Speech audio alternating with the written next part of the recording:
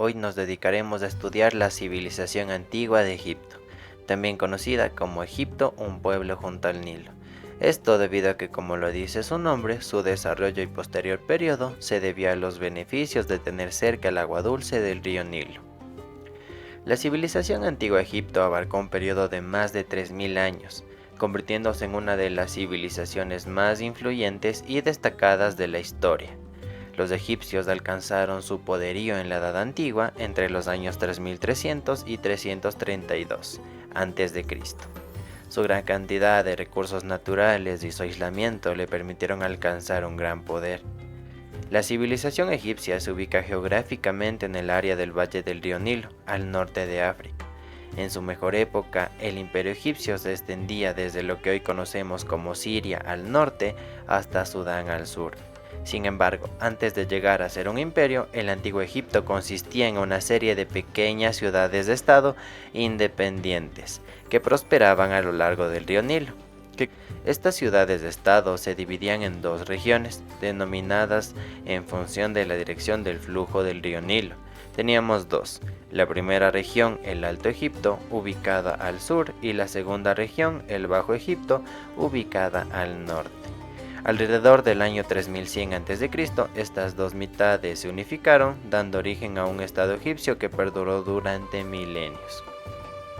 A lo largo de su historia, esta civilización mantuvo una tradición cultural que les proporcionó una estructura política fuerte, que hizo que en momentos de crisis política y social se mantengan unidos. Durante los periodos de mejor organización, el reino de Egipto se encontraba bajo el gobierno de un faraón cuyo poder estaba respaldado por creencias religiosas. Es decir, Egipto tenía como un rey, un monarca, al que se lo llamaba faraón. Este faraón era designado por los dioses y por ende sus hijos y los hijos de sus hijos serían los futuros faraones o futuros reyes.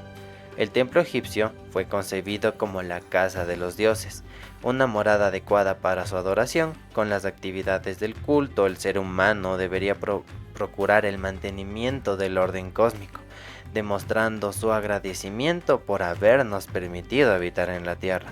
En principio, el único que realizaba estos rituales era el faraón, pero debido a la cantidad de templos existentes y la dificultad de dichos rituales, se implicó una delegación de estas tareas en los sacerdotes. Los egipcios también veneraban a los gatos, ya que los asociaban con la protección y los consideraban que eran una encarnación de la diosa Bastet, que representaba el amor, la fecundidad, la belleza y la protección.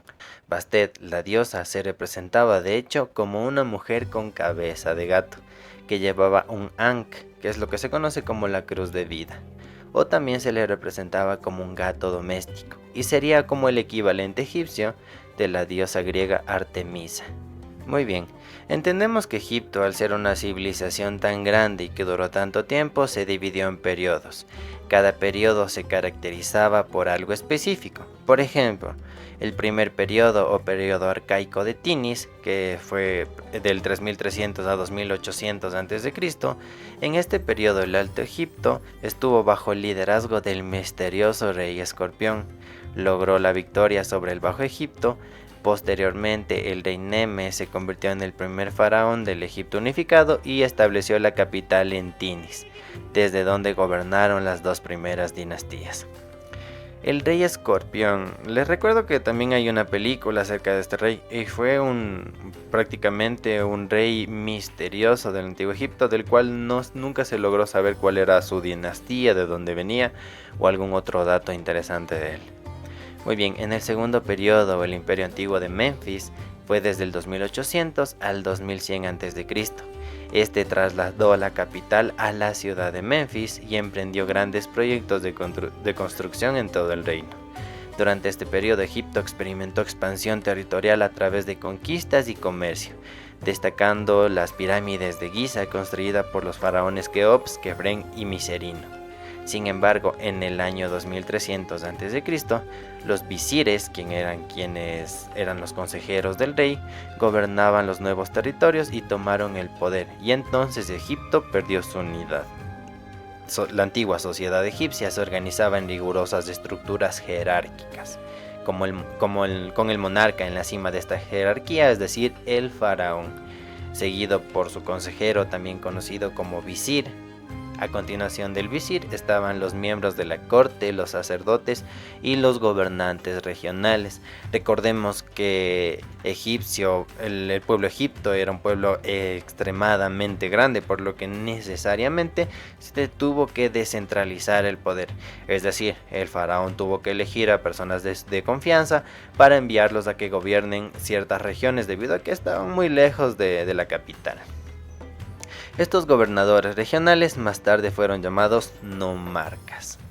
Le seguían los soldados, quienes eran el poder militar y de orden en Egipto. Después de los soldados teníamos a los escribas, quienes tenían una función muy importante, ya que ellos se encargaban de transcribir, contabilizar y clasificar la información. Después de ellos estaban los mercaderes y comerciantes, y en la parte final de la estructura teníamos a los artesanos, campesinos y por último a los esclavos.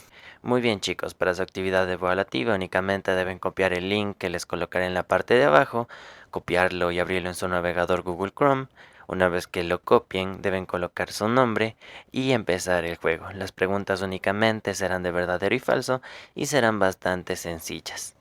La forma de evaluación de la actividad que les acabo de mencionar únicamente será de acuerdo al puntaje que la aplicación les va a otorgar, debido a que ya está programado para que nos otorgue un puntaje total.